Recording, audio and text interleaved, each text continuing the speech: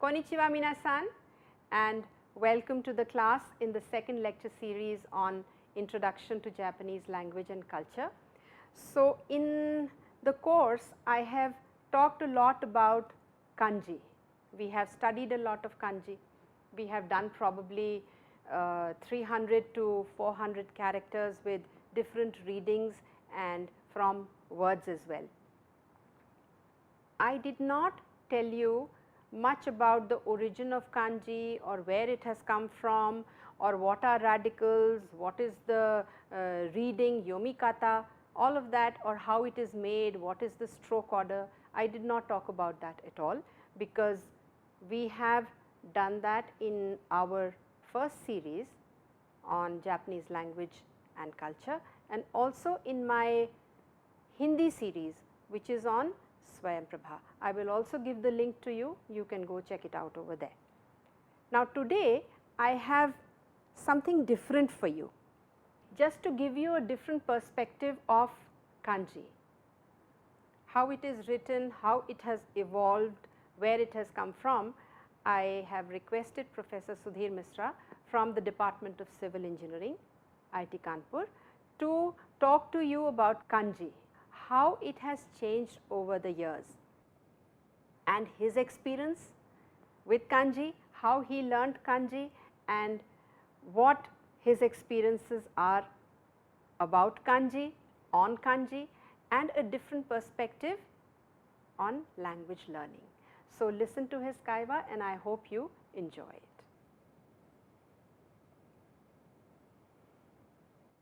Hello and namaskar, konnichiwa minasan.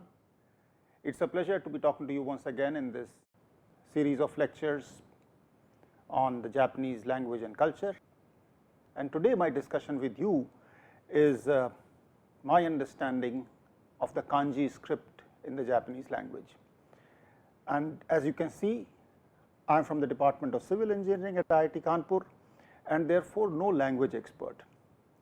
And what I am sharing with you is more or less a story of how I learned kanji to some extent, learned the Japanese language, and what I learned from it other than the fact that it was just a simple language. So now my discussion today, I'd like to divide it into a couple of segments, let us say. The first thing is my first experience with kanji. The second aspect is that of the language itself, the concept of language, the role of the script, what does it mean to be able to read and write, and how is it different from being able to speak and understand, and then in the larger sense the whole communication, written communication, oral communication, communication through PowerPoints, communication through sign language if you want to call it, and so on. The third thing we will deal with today is some examples with illustrative kanji on how I looked at this concept of language or this idea of kanjis in that sense, and finally some changes in the writing of kanjis and very interesting things about the Japanese language, and that is what we are going to be talking about today. So, starting our discussion with the first bullet, my first experience with kanji. The first brush was in 1984 when I went to Japan, and I was quite oblivious of a pictographic script. I did not know that there can be a language, at least a language today, which used pictograms or ideograms, whatever they are, where a particular picture or a particular diagram, if you want to call it, represented an idea. What my experience was with India, I had studied English, I knew Hindi, I had been in different parts of the country and knew bits and pieces of some other languages, but all of them, and those of you who are from different parts of India would probably understand this better. We do understand that there are different languages. We do understand that each language has a script, but none of them, at least to my understanding and knowledge, is really a pictographic script. They are all kind of phonetic scripts. There may be differences here and there. So, for example, when I was learning Malayalam and I was there in Kerala for a couple of years, one of the very interesting things that I figured out there was that in my own name, in Hindi they would write it as Sudhir at the end of it, which would be a Ra. When I talked to my Malayali friends who spoke Malayalam, they said that if this was to be written in Malayalam, it would be read as Sudhira, and therefore, if the word is ending with a R sound, then the letter to use is something like this, and the Rav is probably something different. So, there are differences in the Indian languages. This is just one illustrative example, but at the end of it, it was phonetic. Again, going back to the Malayalam example, I could figure out that something like this was a ma, and the fact that if you modify it with some kind of a sign at the left, it would become me. So, this to me was pretty similar to what we do in Hindi. We write a ma and add a qualifier to it, it becomes me. Now, that was my understanding of language and this script. All this changed when I went to Japan. The experience with Kanji helped me get an entirely different perspective on language and its components, the script, the pronunciations, and so on. And now let me come to the second part, the role of the script, reading and writing, speaking and understanding, listening. Now, if we look at it in a very simple way, a child cannot read or write, but understands and speaks perfectly well. In fact, this is not true with a child alone. It could be true with a person who has not gone through school, does not have formal education in a particular language. That does not mean that the person does not know. That does not mean that the person cannot articulate his thoughts or her thoughts. Sometimes they can do it pretty well, but if they are asked to put those thoughts in paper, they will find it difficult. They may just not be able to do it because they do not know the language. It's in that sense, they do not know how to read and write. They can speak, they can understand, but they do not read and write. We have a word for it called illiterate. So, you are illiterate, but at the same time you know part of the language. Then we must understand and keep at the back of our mind that after all, a language can be written in practically any script. Now, that is a very bold statement. The issue is, will it be understood? For example, I can write P-A-N-I and say this is Pani. I am writing Hindi in Roman script. If I write it the way it is written like this in Hindi, everybody understands what I am talking about. But if I write it as this, neither the people in Hindi nor the people in English will understand what I am talking about.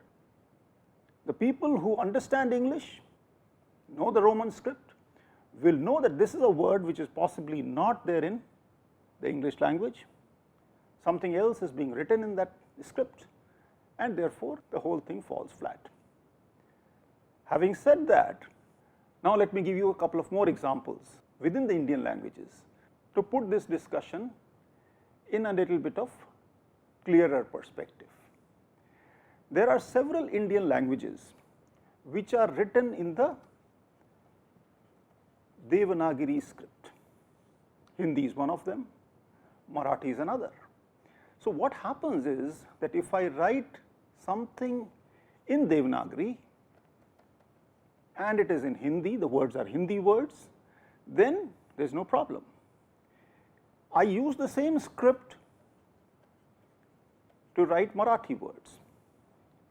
Now, what happens in this case is that a Hindi speaker can read this, a Marathi speaker can read this, but whether they are able to understand what it means or not is a different question.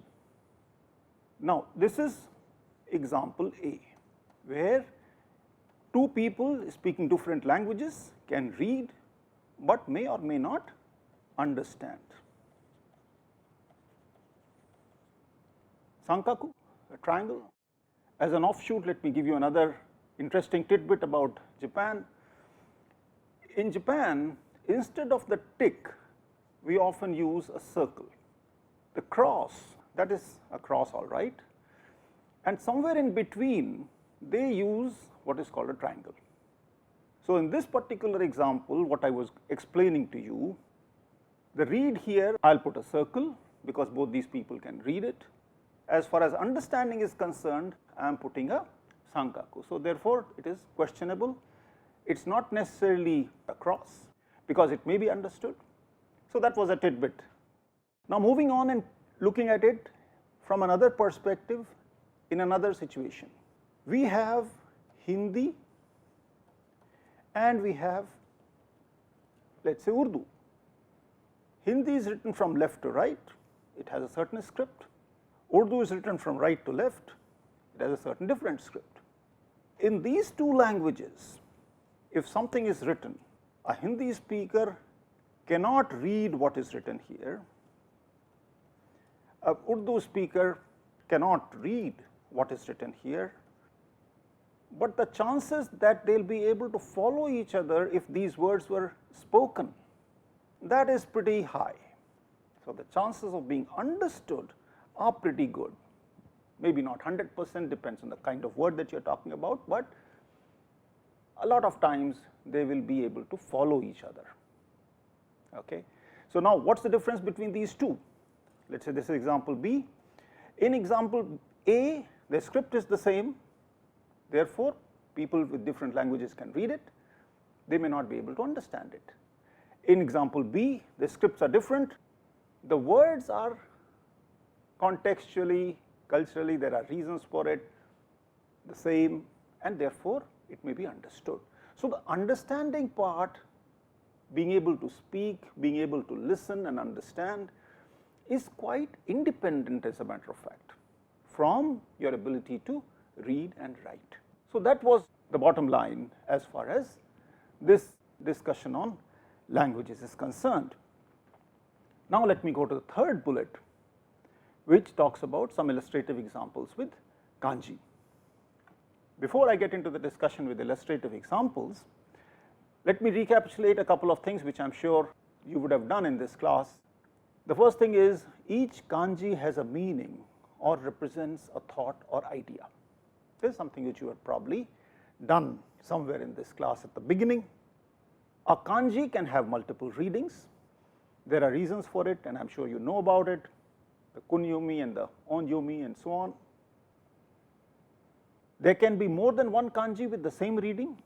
So, what we are talking of is a situation where you have a particular kanji, it has several readings, R1, R2, R3, and for any reading you can have kanjis K1, K2 and K3, and these kanjis will have different meanings. This kanji has a unique meaning, though it has different readings, maybe different words associated with that particular reading. Here in this case the reading is the same, but the kanjis are different and the meanings are different. This is what we are going to bring out through illustrative examples. The reading, pronunciation or sound associated with the kanji does not have a meaning, but the kanji itself has a meaning. So, now that is the basic difference between a language, or I should say a script, which is phonetic, and a script which is ideographic and so on. Now, let me come to the first illustrative example. This is a very simple kanji, I am sure you have done that. Ue, which means up or above. Now, some of the readings associated with it are jo, which is used with this word, which means te or hand in another case. Here it is pronounced as zu. Jozu. Now, jozu means skillful. That means you have a good hand, an upper quality hand. So, this upper here, above, is also having the connotation of being expert at something. As against this, let us look at another word, ageru. Here the reading of this character is a. This of course is written in hiragana, you can read it ageru, which means to give or raise, and here again the whole concept is that something is being raised up. So, when you give something that raises the stature of that thing, you use the word ageru. As a homework, I am leaving to you to look at the kanji for the word joshi. Now, this jo is coming from the same jozu, it is a different shi, and this word basically means a boss in your office. He is the one who supervises your work. So, that is joshi. Now, joshi, the jo means this person is in a position superior to yours. So, the whole idea of this kanji is something which is up, above, and so on. Now, looking at the situation the other way around, let us look at the word sen, the combination of two letters se and n. So, sen. Now, sen per se does not convey any meaning. That is the very interesting part of Japanese language. Sen per se does not convey any meaning, but when we look at different kanjis associated with sen, which have the readings of sen, are pronounced as sen, this is one of them, and I am sure you know what it means. Similarly, I am sure you know this sen. There are two kanjis. I am giving you two more. This is another sen, and another more. This is a fourth sen, and that is not the end of it. There can possibly be more. Think about it, and that is the food for thought. Try to figure out other kanji with this reading, sen. And not only sen, there will be hundreds of other examples.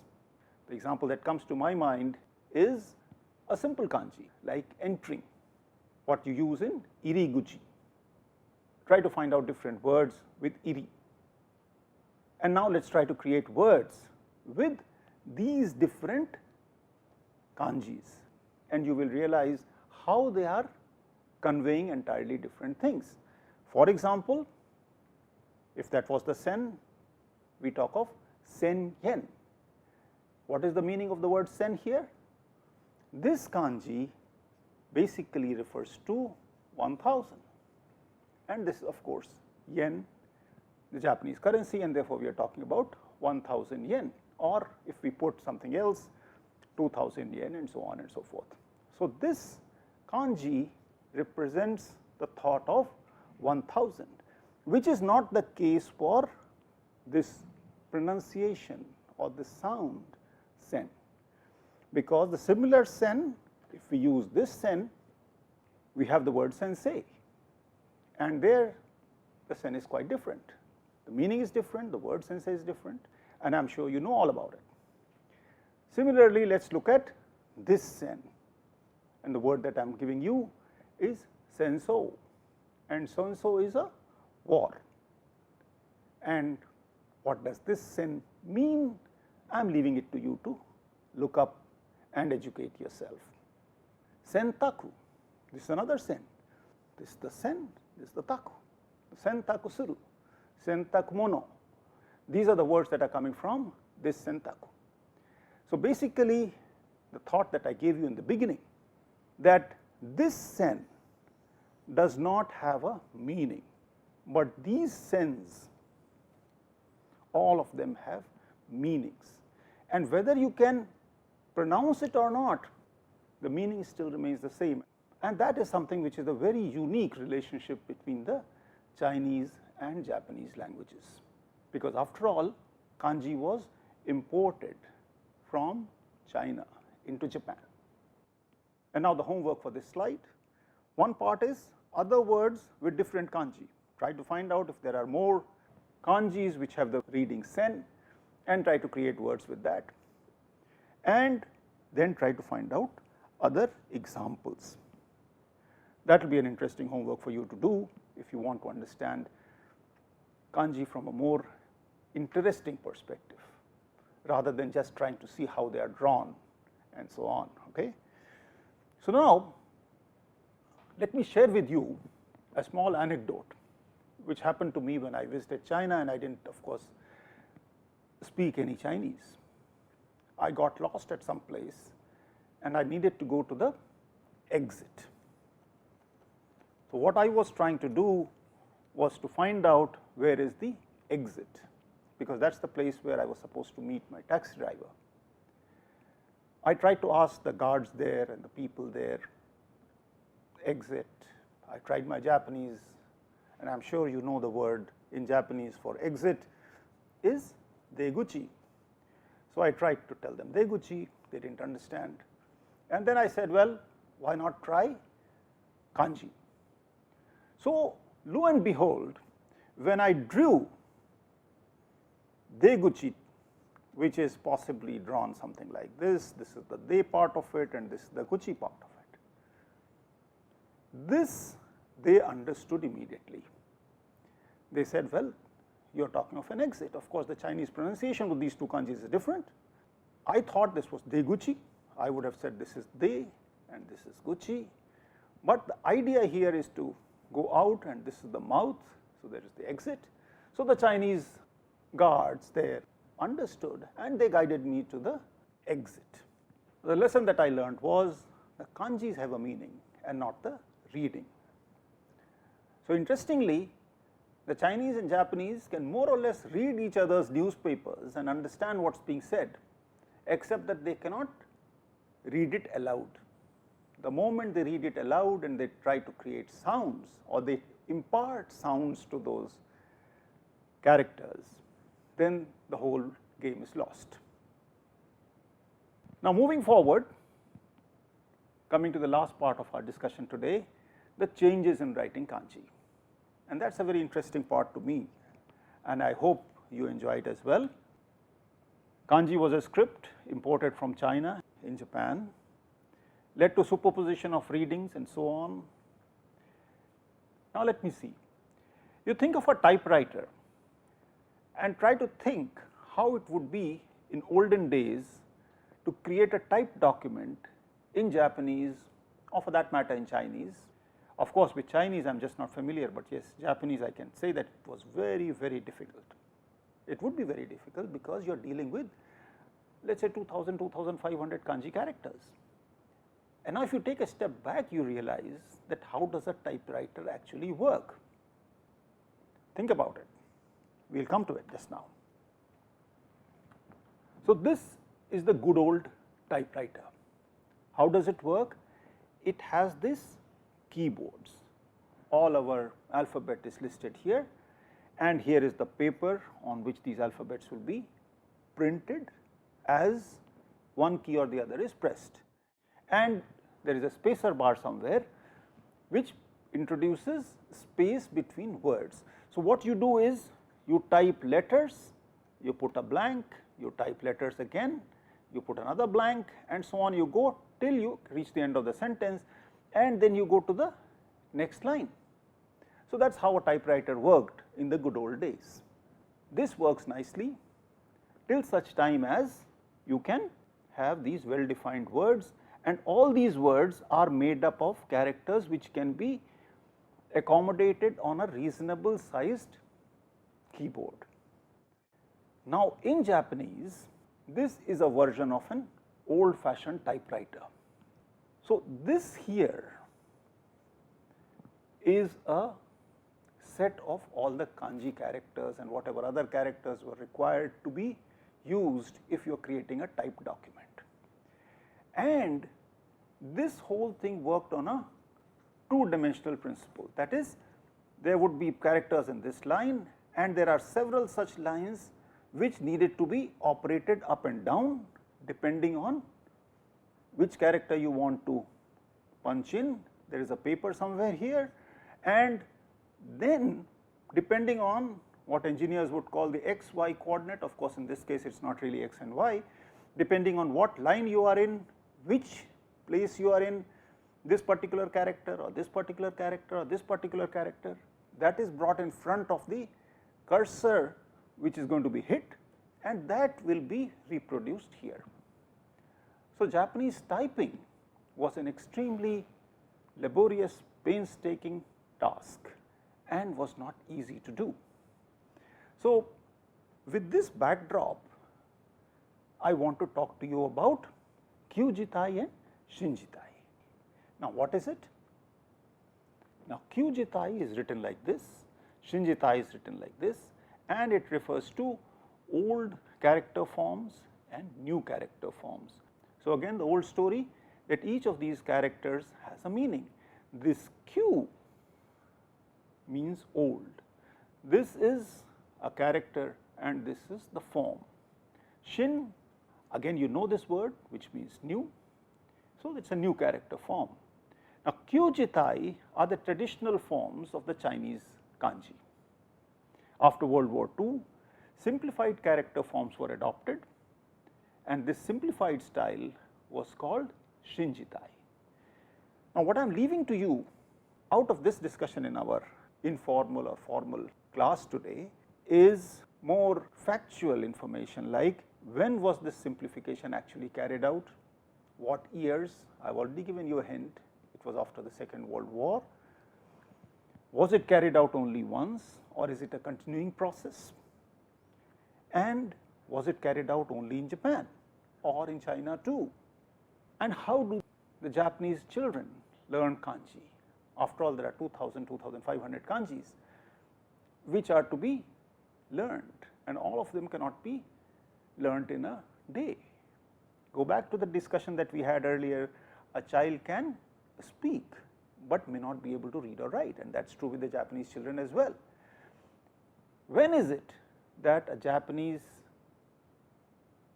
kid or a youth is able to read the newspaper fully?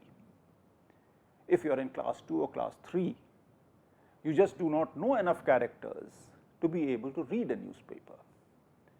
So, that is something which you can think about, study and learn from the internet, that how is the kanji teaching done in the schools, and you will realize that you are doing more or less the same thing when you are trying to learn Japanese now.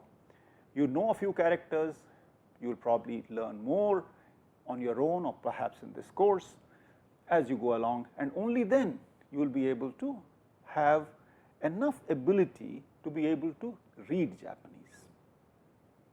So, now let me give you illustrative examples such as these two. This kanji I am sure you know, this is gaku, and this kanji is kuni.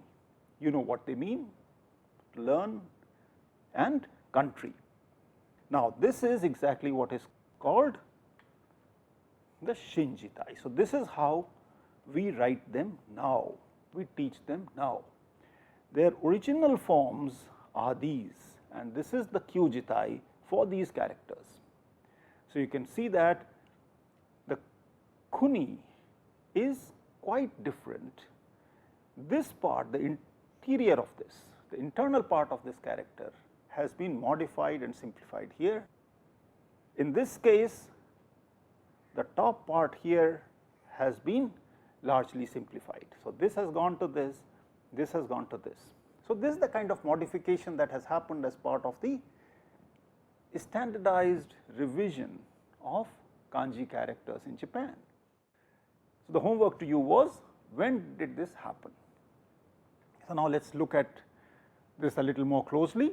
So, this is the character kuni, which is the old character, and you see how it is being written, the whole stroke order. Played out to you once again. I am leaving it to you to see what the stroke order is and the number of strokes, and if you look at it from your perspective, this is how you do. This is the first stroke, the second stroke, the third stroke, 4, 5, 6, 7, well after this you go to 8, then you go to 9, 10 and 11. So, this is 11 stroke character the way it is drawn. This is the Kyujitai for the kanji kuni. So, this is the Shinjitai for the same character, and it is much simpler. So, this character, instead of the 17 stroke character or the 16 stroke character which we saw just now, there is just 1, 2, 3, 4, 5, 6, 7 and 8. So, this is a gross simplification for the character which is kuni, and that is how it appears in print. A similar exercise can be done with respect to gaku. This is the kyujitai and this is the shinjitai as it stands today. Now, with this I have to give you some homework, learn about more kanjis which have similar history in terms of kyujitai and shinjitai, that is the old form of the kanji and the new form of the kanji. These characters that we took up today, that is kuni and gaku, they are not the only ones which have been modified. There are several others and that is what you have to find out. With this we come to an end of our discussion today. どうもありがとうございました。